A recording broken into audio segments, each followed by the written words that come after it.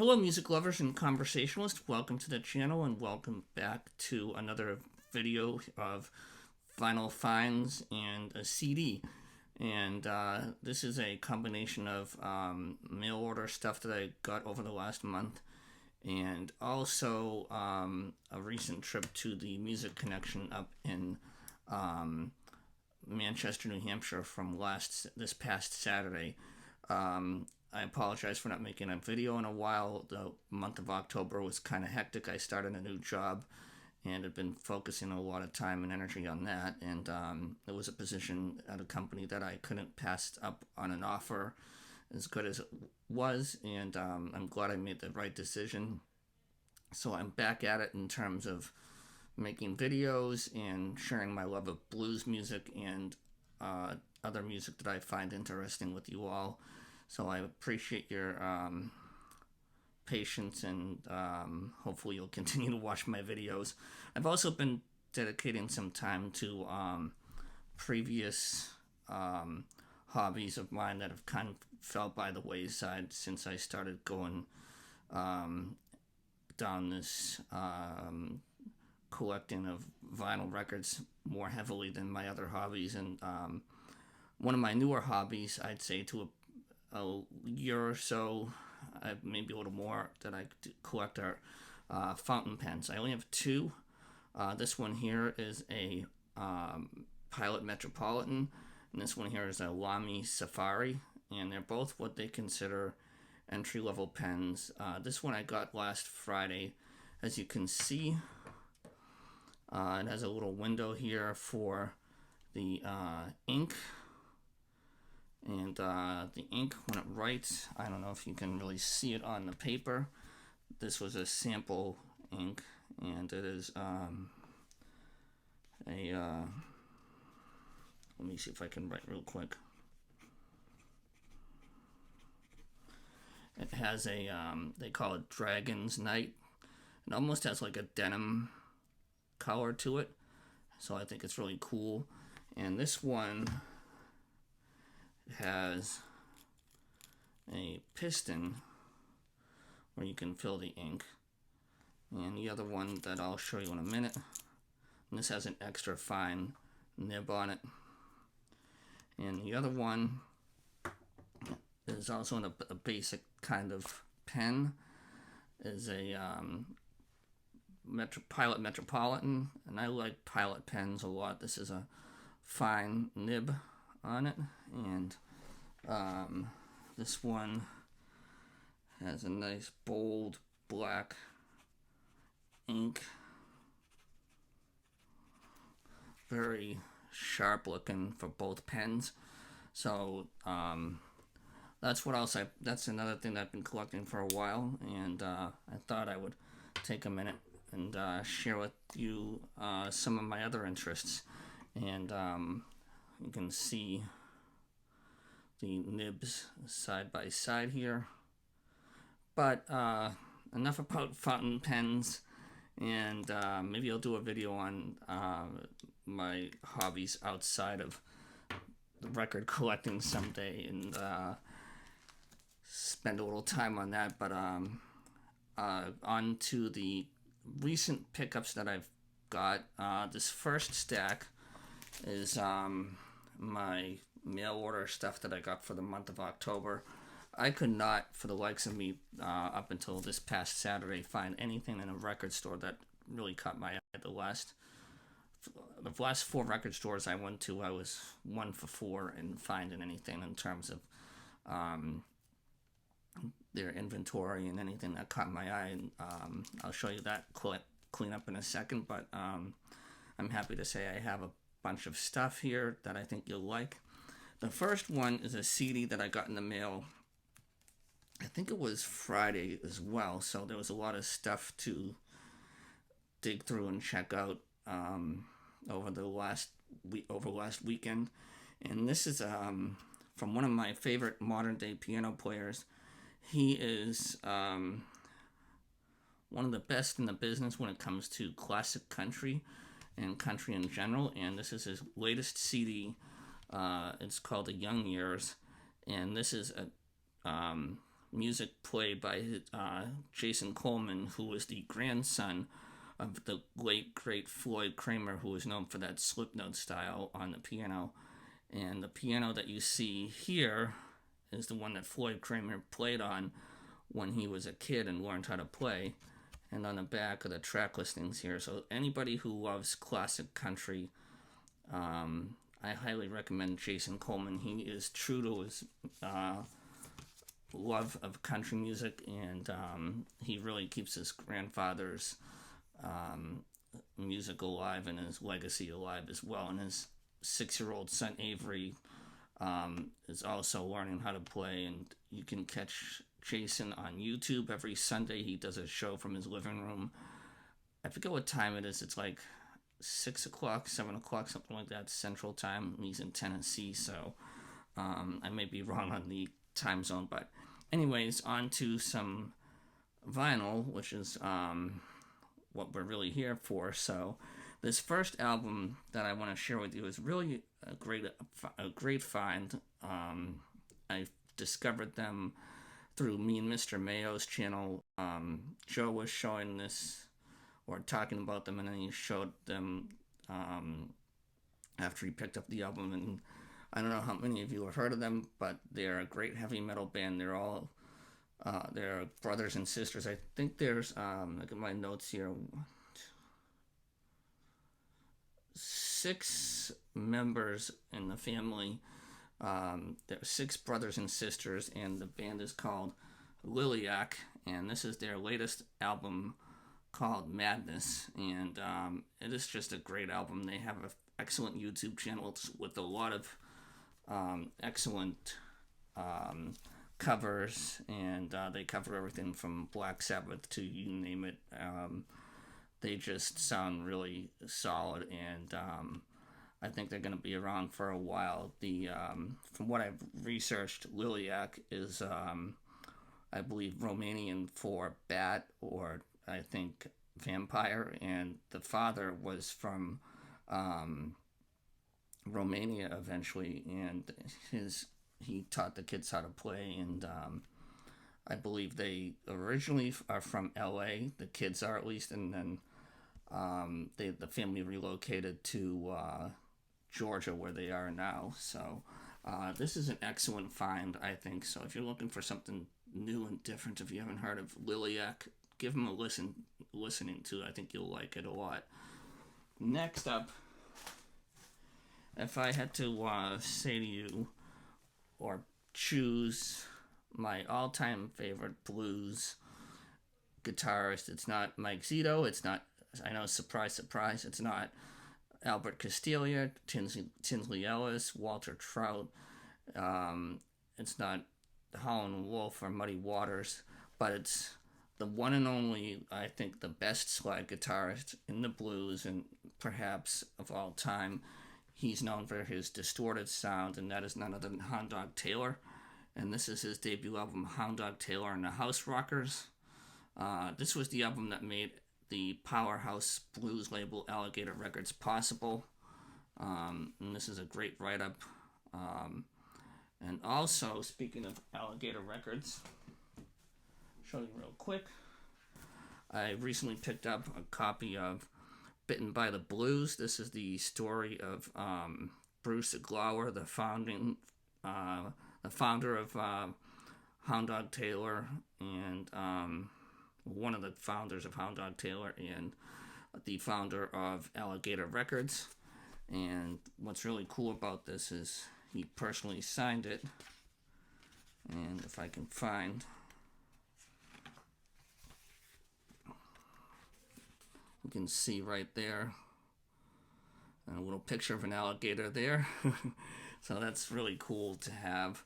I may buy a second copy of this and have it, the other one to read, so I don't crease and crinkle and whatever else fold this one by accident, but that's on the winter reading list. Next up is one of the, like Hound Dog Taylor, this next artist is one of the first artists I got into on a heavy basis, I guess you could say. And she really blew my mind when I saw her live for the first time. I believe it was at the Casino Ballroom up in Hampton Beach, New Hampshire. And it is the talented Susan Tedeschi with her debut album Just Won't Burn. And now it's on vinyl. And this is the 25th anniversary. With all the track listings there on the back. Great picture of Susan. I really love the stuff that she and her husband Derek Trucks are doing, and I haven't seen the two of them together, but they're definitely on the list for 2024. And finally, I know a lot of you have already seen videos of their newest album, and that is the Rolling Stones' most recent album, Hackney Diamonds. I absolutely love this album. I love the song Angry. I think it sounds a lot like, it has a lot of Start Me Up vibes to it. Bite My Head Off, I believe that's the one with Paul McCartney on bass. I love that distorted sound. And Dreamy Skies is really great. I love the duet there with Lady Gaga on there, and it's just an outstanding song. And also Live by the Sword is just another great Stones tune. And of course the final song on the album, Rolling Stone Blues. And correction on the Lady Gaga track, I still like Dreamy Skies. I think that sounds like No Expectations a little bit, but Rolling Stone Blues is another great tune, and I love that one. And Sweet Sounds of Heaven is the Lady Gaga duet with Jagger, and they both sound sensational. So hopefully she'll invite him to do a duet on her next album. I think that would be pretty cool. So I got the one that was on the Stones website. And I'm going to just put this into sleep mode here so you can see the... And this one is the blue disc, which I thought was pretty cool. And also, I wasn't really paying attention when I did this, and I ended up thinking that this was going to be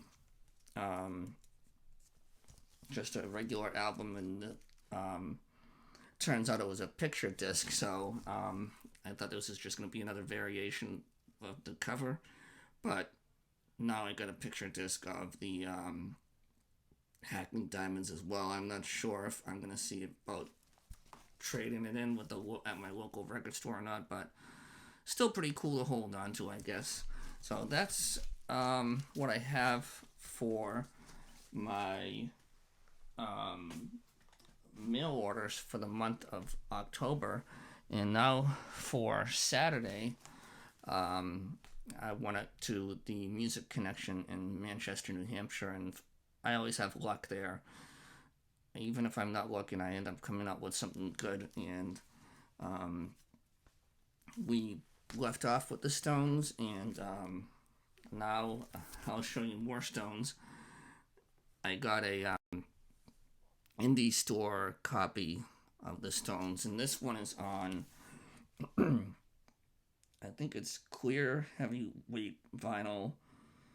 I thought it said gray on it, but it's a clear. So let's take a look at this together and see what's what. And I'm just glad to see this in the store and get a different variety or variant of it, if you will. And there's the clear. So I don't know. I kind of like. I don't really have a favorite yet, but the clear is always cool. So I'm not sure. I'll have to think about which one of my favorite is for the time being. And this next album, Gary will be proud to see in my collection finally. And I may have shown this before in a video over the summer, but this album, when it first came out, I railed against it big time. I thought it was how do I say it nicely? I thought it was too all over the place for what this artist is known for. I know artists need to continue to expand and push their limits on their creativity, but I felt like this album was very disjointed at first. And then the more I listened to it, I tolerated it, and then the more I tolerated it, the more I started to like it. And I'm talking about Samantha Fish's album from 2021, Faster. And Gary, I finally have it, but not just one copy. I have two, because I completely forgot that I had a copy of this. And this one here is an alternate cover and poster, limited to 2,000 copies. So I may just keep one sealed for now, and hopefully I can still get the other one someday. But it's not her best work, but I still like her other stuff better, and I was happy to, I guess, overall get a second copy. But the next album here, I was really happy to find.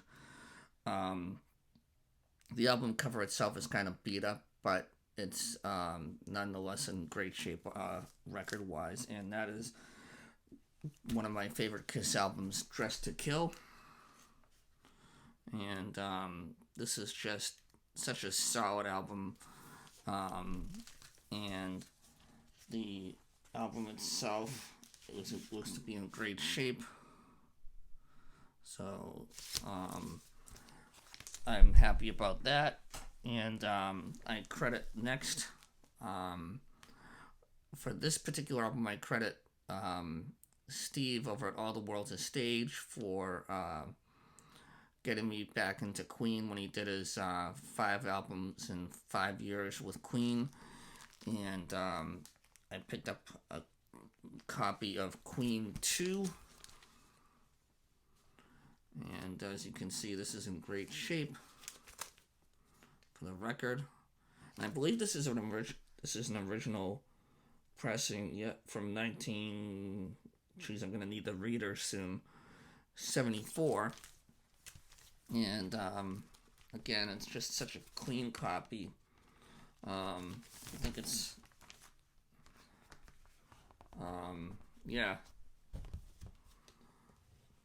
the nice poster there, or not poster, but kind of a poster. The gatefold, I couldn't think of the word, and it's only Monday. See what happens when you take a little time off from making videos. You get a little rusty. And I once knew a horse named Rusty. I'm sure some people will get that reference. And that's a nice, clean copy if I've ever seen one. So I'm looking forward to playing that. And I'm not sure how far I'm going to get with Queen. I like their earlier stuff, so Steve, if you're watching, I'm going to probably go with you on your the first for the 5 albums in 5 years that you showed, and probably stop after that. So and last but certainly not least, many of you know this artist because of the legendary man of Tipsy Tuesday, and I'm talking about Aaron Mutha Almer, one of my good friends. And I know he's gotten a lot of us into this band, and it's Clutch, and I never saw anything from them in the store, and I saw this, and it was just, I saw it out of the corner of my eye. And this is the first album I remember Aaron showing on his channel, and I went and listened to it. I fell in love with the artwork first, and think that it's really cool with the samurai-like theme on it, if you will. And so I'm happy to finally have some Clutch in the mix. So we went from Floyd Kramer and wrapped it up with Clutch. I guess I can be a little more diverse in my music when the opportunity presents itself. Sorry for going a little long tonight on this one. Thank you all so much for watching, and I am back to making videos, and I'll talk to you all soon. Take care. Bye-bye.